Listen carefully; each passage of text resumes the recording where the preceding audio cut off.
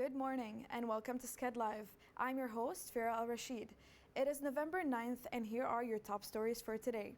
This just in, U.S. National Security Council spokesman John Kirby announces Israel has agreed to 4-hour daily pauses in northern Gaza to allow civilians to leave starting today.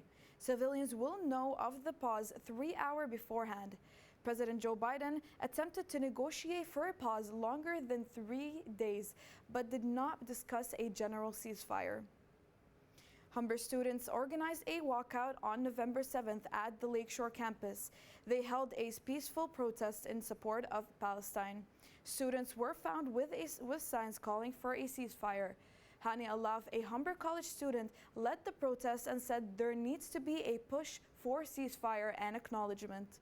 Another protester who identifies as Jewish said she is a grandchild of Holocaust survivors and is very close to the issue. She said no one has to go through it again. Emily Millick, Associate Director Communications, said that Humber encourages and upholds the right to free speech and is committed to providing a safe campus environment for all staffs and students. AI tools like ChatGPT may affect careers like journalism.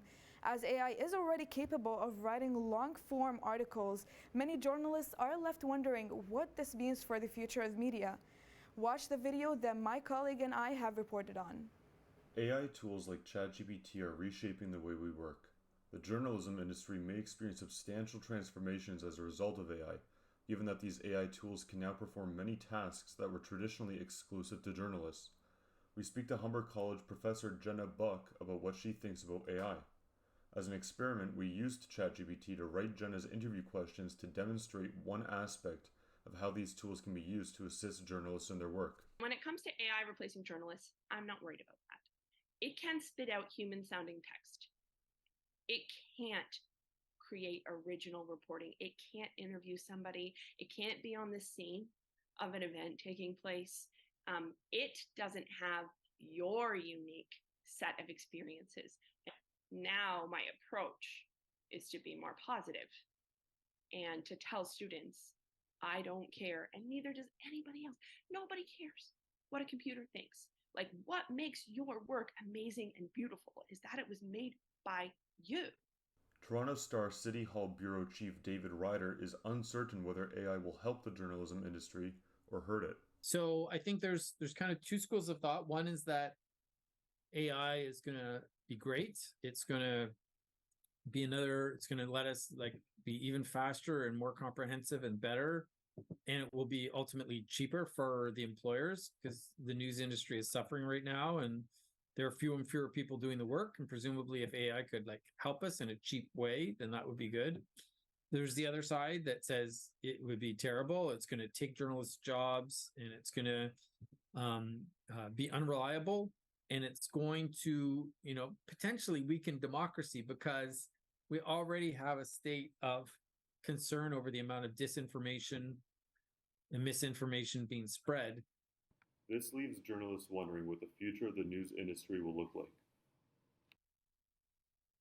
Humber launched their Interactive Media Management Creative Technologies program. The program is based at North Campus and is 3 semesters long. The course aims to teach students how to incorporate modern technologies in their careers.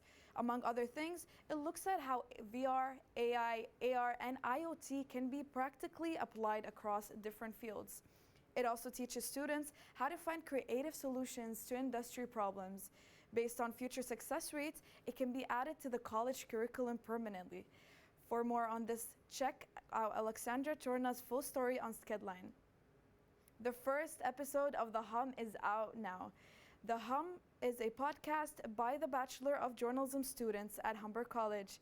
In this episode about life after Humber, our student reporters introduce you to the alumni and bring stories about post-grad life. You can listen to the podcast on skedline.com. Let's go to the Skedline reporter Patrick Amaya with the weather. Thank you, Farah. We can expect a cold, cloudy, and wet forecast shaping up over the next 5 days. Today will be a high of 9 degrees and low of 3, and we'll continue to see some periods of rain with a mix of sun and clouds. Tomorrow, there's a chance of rain with a mix of sun and clouds and a high of 8 and a low of 2. Heading into the weekend, Saturday is also expected to have a mix of sun and clouds and reach a high of 7 and a low of 0, with Sunday being cold and cloudy with a high of 4 and low of 0. For those heading to work on Monday, try to carry an umbrella with you as we can expect a chance of showers with a mix of sun and clouds. The daytime high will be 6 with a low of 1 at night. Thank you, and remember to dress warmly this week. Thank you, Patrick. This was Skedlive. I'm your host, Farah Al-Rashid. Thank you for watching.